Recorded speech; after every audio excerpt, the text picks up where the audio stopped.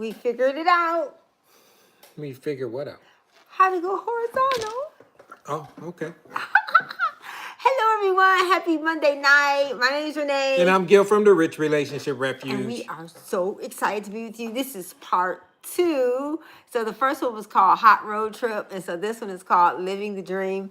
And I promise See, I today... have no idea what she be building in the background, y'all. So you just have to take it with a grain of salt. That I just have to trust whatever she's building has something to do with what we're going to be talking about.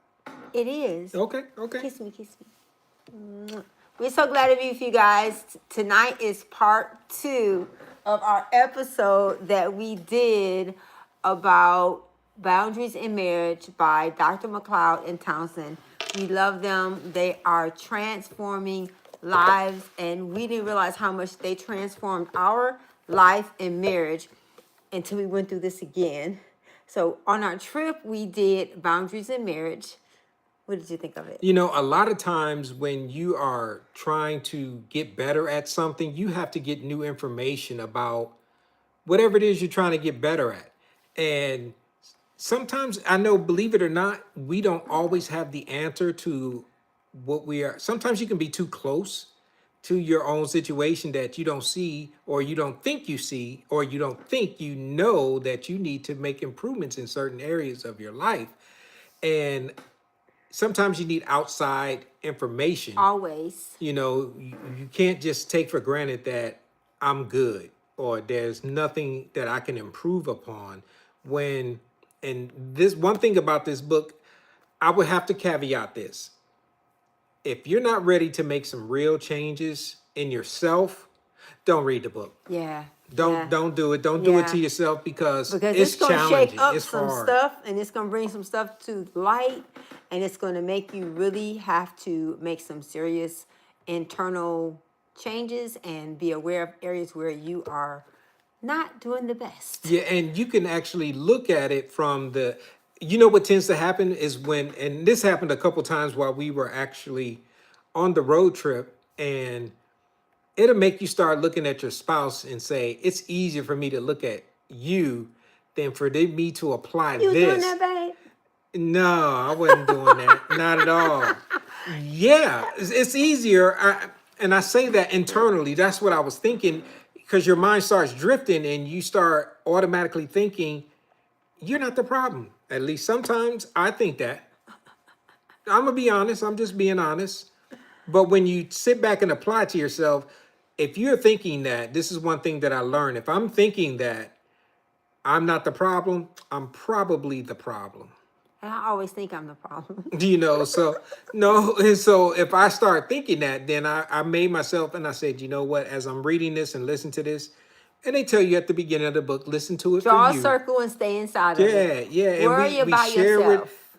but you know what? It's hard. It was challenging in some areas. And that's what we're going to share with you tonight about the 10 laws. Well, no, we went over the first 5. Right.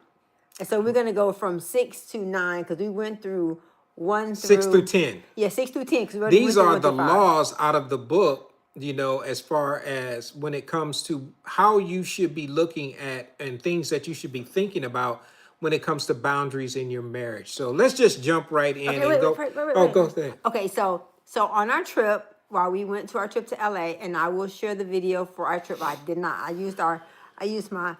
Gil took that photo of me at the Hollywood sign. But something that we did when we got back was, because it is our desire, it is our goal to not just entertain you, not just to inform you, and not to just preach to you, but to really help you experience real life change. We always say that our desire is for you to go from isolation to intimacy. And our goal, our purpose, our mission is that we're a solution-oriented, Christ-centered program. So we're helping with, we have community groups, and we talked about that. Get in a group, get in a community group, because you need somebody to know you, somebody to know your name, someone to know what you're going through. Mm-hmm. And so we're doing 2 community groups. Well, we're doing 4.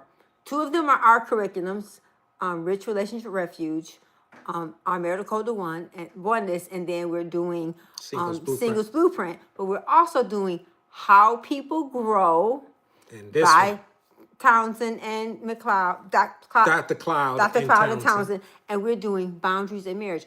If I could only let you do one class, because really our things that we have written were stem from the things we learned from them 15 years ago. Now we're revisiting it with a better understanding of ourselves and life. And so we want to take you on this journey. So if you have not gone out and got the book, Boundaries in Marriage, please do so and join us. And then we're also doing, like I said, How People Grow. So transformative.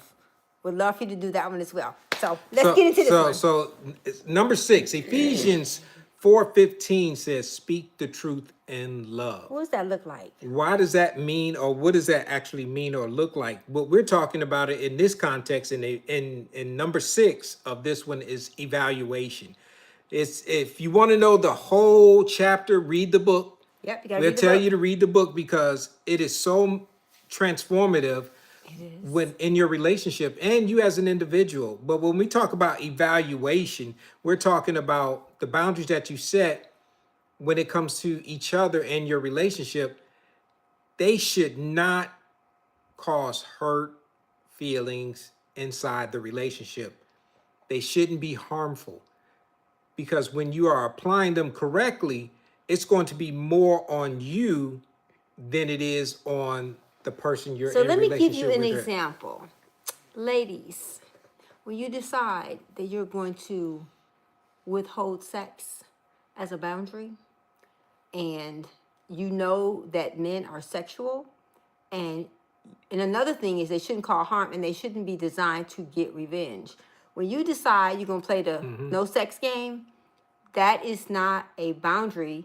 So the reason why you have to evaluate your boundaries, because you want to make sure that it's really a boundary and it's not that you're using it as control or you're being vindictive or you're trying to hurt the other person. And I'm glad you used that, because it's a fine line between boundaries and discomfort. I mean, boundaries and using it as control. Yes. Because We when talked you about think that. about that, think about the analogy or the example that you just used. That's control. Yeah, because I'm trying to make a decision to get something that I want that actually controls the other person. Whereas a healthy boundary is going to basically keep you back and not stop somebody else from something else. And when you have to be thinking about it from the truth perspective, if you're not thinking about it from, are you really holding back something in this situation, for example, like you just used, is it being honest and truthful that it's not control? Or is it a boundary, a true boundary? And when you think about that, it can be very challenging for the person that's on the receiving end, because it can go both ways. Okay, so let me give another example of what a boundary would be like. If you are both in a relationship and you say, you know what, the word of God says that let the marriage bed be undefiled. We're going to wait until we're married to have sex. Okay, yeah, maybe we had sex before, and now we're saying we're coming together after reading and we understand we are decided that we are no longer going to have sex until we get married. That's a boundary. Sure. Because you both have agreed together and come together on one accord. A boundary is something that you both agree on in regards to that situation.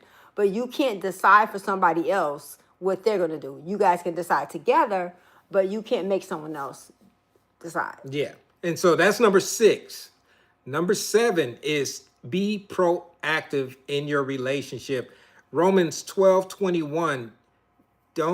Do not be overcome by evil, but overcome evil with good. When you react to boundaries, as far as when they are defensive, you got to be proactive to protect each other when it comes to these boundaries that you're establishing and setting up in your relationship. If it's in a position of waiting for the last minute to say, you know what, we haven't talked about this, but I'm just going to do this. Yeah, that's control. Again, it looks a whole lot like control. And it feels like control to the other person. Because if I'm making a decision that's going to benefit us both, it should be something that we talk about. Example, being proactive is something. Forgiveness. If there's an ought or an offense that you've had with your significant other or your wife or your spouse, or however you want to describe it, or whichever stage you're at in your relationship, you have to forgive just as quickly as Jesus tells us to do. Sometimes it can be challenging. Sometimes it can be hard where you don't want to because you want to hold a grudge or you want to get back. Those are all things that kind of goes back to Control. control. Control. And you Be- know, one of the things that I love is that if we would really use, because one of the things I put this in my book, when I learned to control myself, everyone around me changed. So what that really said to me was, so the only kind of control I get is to control myself. You mean in 24 hours in a day, I can only, there's nowhere in the Bible, there's nowhere in my life where I'm ever going to be able to control anybody else. So how am I using my time? Am I using my time wisely where it's going to be beneficial? Because I'm trying to control myself and I'm trying to govern myself and I'm trying to say no to myself and I'm trying to make myself wait. Am I delaying gratification? Am I doing all of these things towards me? Or am I spending my whole day figuring out ways to control and manipulate and dominate the other person? That's control, and that's not a healthy boundary. Nope. And that can be very challenging in your relationship when you start sensing that control is something that is ever present. You have to ask yourself, is this something I'm implementing when it comes to control, or am I trying to do a boundary and under the masquerade of it being really control? Yeah, and the word I thought about was self-control teaches us love and joy and patience and all those things. But what control does, it makes you feel dominated. And that feeling of feeling like you don't have a voice, like you don't have words. The thing about a boundary is that a boundary makes you feel safe. It makes you feel protected. It makes you feel seen. But when it's control, it makes you feel dominated. It makes you feel like you don't matter. It makes you feel insignificant. You have to learn to listen and pay attention. The Bible says, test the spirit with the spirit. If something is making you feel controlled or making you feel little, that's not a boundary. That's control. You can't forgive someone and still say this behavior isn't okay. You can't say I forgive you and then still allow things to still be revisited or come over and over and over Give me an again. example. An example, when I say I'm not going to come home late from work. Okay. We have a discussion or talk or Let's do it. Hey, babe, I have a problem when you come home late for work. I need for you to come home the time you say you're going to. okay. I will make every effort to come home at the time that I say. That you say. Okay, thank you. So, but then a couple days later, I'm hanging out again. Oh, I see what you're saying. So it's not me telling you, it's you realizing that you're not doing what you said. That behavior isn't okay. Yeah.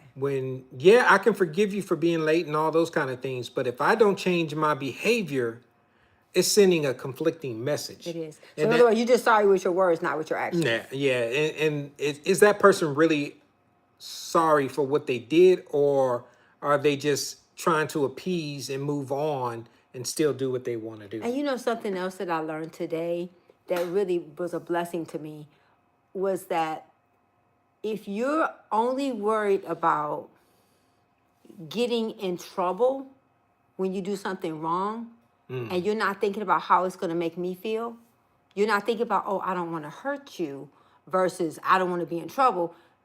The difference is that I don't want to hurt you. It means you're thinking about me. I don't want to get in trouble. It means you're thinking about you. And so we have to learn how, in everything that we do, we have to not just think about ourselves. We can't be self-centered and self-focused where we're not thinking about how what we do affects the people around us. Yeah. So, number 8. This is something that actually comes up all the time. Well, I won't say all the time. It can show up when you least expect it. Believe it or not, have you ever been envious of the person you're in relationship with? Really? Why? Envy can show up in a lot of things. It basically says what's missing in our relationship. You ever been out with someone else? Oh, you mean the comparison trap? It can be the comparison trap. You've been out with, say, some friends and you see how they're acting or interacting or talking or just interacting with each other, and then you start feeling like, well, how come we don't do that? And the biggest mistake you can ever make in a relationship with another human being is to make it, because we all have the basic same needs: to feel loved, accepted, to be seen, to be heard. You know, those are all things that we all need. So how good do you think that's going to make the other person feel when you're comparing them to somebody that's not them? I love the way they said in the book that envy reveals unmet desires and boundaries help make us take ownership and pursue, growth. That's what we always should be pursuing, how to get better at this relationship. If there's something that is negative interaction, like envy as an example, well, don't think about it from what I'm not getting or what I'm missing out on. Think about it for what's missing. What can I do better? Well, how can I fix this? Take ownership of it. Right. And that kind of goes into some of the other ones that we've been talking about, like being proactive. When you say this is a me problem and a us problem, not a you problem. Right. And you have to take the ownership and say, you know what can I do to make this better for our relationship? And a part of it, even when you think about even being envious, it's still you're making it focused on you. One of the things that marriage is not for is for the selfish. You have to learn that marriage is a classroom where you're going to learn and grow and be stretched, and it's a mirror. You're going to be exposed to the things in you that may not be as lovely as you think it is, because you can think you're great until you get into a relationship with somebody else. Marriage is a dance. You got to learn how to move around and not step on the other with the person's flow. toes and go with the flows so it's so many different facets of it, and you have to be willing to grow and change and take, like you said, take in new information, read a book, you know, take a class, get into a community group. Because one of the things that we can say, we have a group that we meet once a month with with leaders, and it really helped us to realize who knows you and what you're struggling with. Where do you go? And I can say, so I said we talked about boundaries, but we're also doing how people grow. And one of the things I can say and open confess it to you all, and I don't know, maybe if you find this being your issue, please put it in the chat. If you're watching now or watching later, is the thing was, I'm good at giving, I'm good at serving, I'm good at obeying. I suck at leaning on other people. I have got to learn how to lean on somebody other than just give, because guess what? There's things about my personality, there's things about my life that it's going to take a community of people. That's why God put us in a family to help us to grow.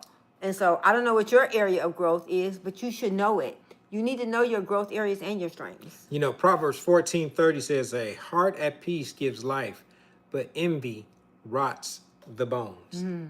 So when you are envious about something, this is another quote from the book that I love that they put it: gratitude in action is replaced by comparison and bitterness. When you have that gratitude and be thankful for what you have in the relationship, but then all of a sudden you take action to say, how can I improve it or how can I get better at it?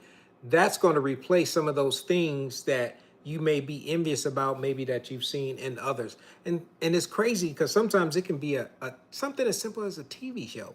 You see something on a TV show or in a movie or something like that, and you start thinking about, well, I want that in my relationship. Well, one, that's acting. And two, you have to think about, what am I doing to get to that point to make that happen in my relationship? What are you taking ownership for? And something else is that, you know, if there's something that you see, because I remember when Erin was little, and she saw somebody with, let's say she had the person had on a sweatshirt, and she said, "Oh, mommy, I love that sweatshirt. I want one like that." And I said, "Sweetie, you know we're not supposed to covet." She said, "I'm not coveting. I'm not saying I wanted hers. I'm saying I want one like hers." And so I guess the difference is that understanding that envy is saying, "I want that." It's healthy for you to be able to raise your standard and raise your expectation by saying, "You know what, baby? That's something we should implement into our relationship." There's things that I see couples do that I like. We always talk about us being fun. We're trying to work on being fun. You can go to people who have accomplished something you want to accomplish and say, "Hey, show me how you do that." But it's something that you both should have to talk to each other about something you want. Not just, "I want this and I'm going to try to control you and force you into it," but have a conversation, have a dialogue. Yeah. Number 9, activity. This kind of goes into healthy boundaries takes some effort. When we say that effort, while we were driving and on this trip, when you start thinking about what can I do to make things better in my relationship, you have to really take ownership of the things that you know that you are neglecting or that you could do better at. in the relationship. So when we talk about it, activity, sometimes you got to put forth some effort to think about and evaluate what is going on in my relationship that I can get better at, even for my spouse. Yeah, I thought about something that me and Gil had a conversation about, but I'm sure he want me to talk about it on screen. So Colossians 3:23 says, whatever you do, work at it with all your heart. And I can't think of something that's as beneficial as when you work towards your relationship and put your heart and soul and effort into. How many hobbies do we have out there, or Yeah. things that we do on the That side we make a priority. that we make a priority, and that we give it all we got, whether it's sports, working out, activities, hobbies, or any of those types of things. We give it hours and hours and Shopping, hours crafting. all those things. But then how much time do you spend on how can I make my relationship better with Yeah. this person? How can I grow? How can I mature? Yeah. And you're not going to grow by watching other people grow. You're going to grow because you do what the people who are growing are doing. And so that's why we try to make sure we give examples, we give biblical references, we give you books, we give you things to do, because you can sit and watch, but you don't get credit for observation. You get credit for being involved. These are the things that we realize actually work. And so we're trying to share things with you that we know would benefit you. And so if you want it to benefit you, then you have to be willing to do the things that are necessary. And then number 10, exposure. Boundaries may be shared to work. They must be shared to work. If I'm only doing it, if you're only one part of the equation to make the relationship better, it's going to be very difficult for it to get better, because it takes two. It takes three. It takes you, your spouse, and God. Yep. It has to be three. It's hard when it's one person.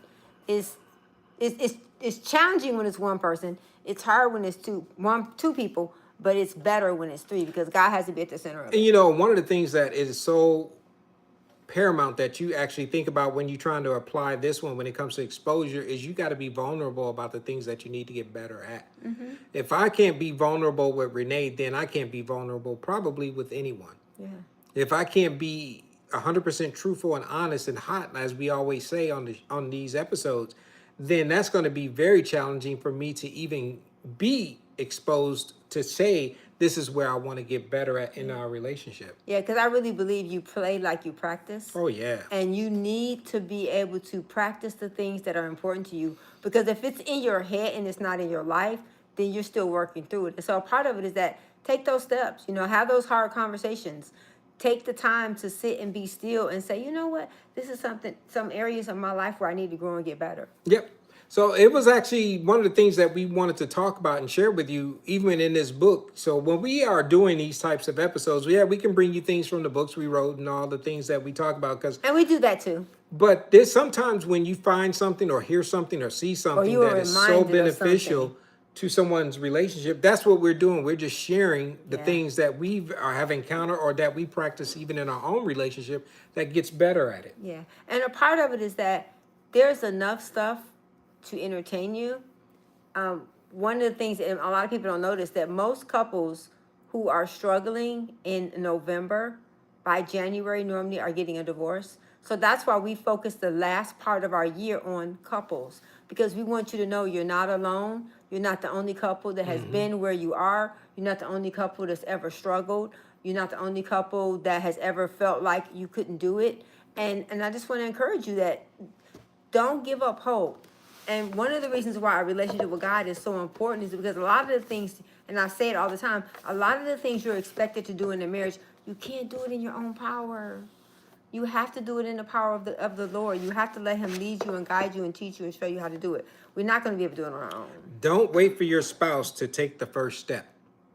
Assume the first move is always yours. Yes, I love that. That's a direct quote out of the book. And when we talk about it, that's really taking ownership. Yeah. If you're relying and looking at your spouse to be the lead and be the one, or assume that they're going to do it because they've always done it in the past, this will be the time where they don't. Yeah. And then things starts coming unfrazzled and you're like, what's going on? Because when boundaries get put in place in your relationship, one thing that you're going to see that happens is there are going to be some conflict that actually arises because you're doing something new. Mm-hmm. And then you're going to make you question and own the things that you haven't been doing. Yeah. And it really does make your relationship better and stronger. And you have a relationship that has roots, it has stability, it has substance. It's not just surface. You know each other at a level where you can totally talk about your fears and your dreams and your hopes. And that's what marriage is really designed to be. It's designed to be a place for you to land and to grow and to love and to have fun and enjoy each other. Yep. So if you got something out of it, hit the thumbs up and all those things. If you want to know what the beginning of this, all these episodes or all these things that we've been talking about, look at the previous episode of this one, which is part 1 of this. And we'll give you the background about the book and all that kind of stuff that we've been doing. And we'll share the video of our trip because I still haven't done that yet. Okay. And we love you guys, and we're so grateful for this time that we had together. And we hope to see you in 2 weeks, where we're going to talk about. We'll see. Love you guys, and we'll see you guys in 2 weeks. Remember, you are more than enough in Christ Jesus, and we love you. Later, guys. Bye.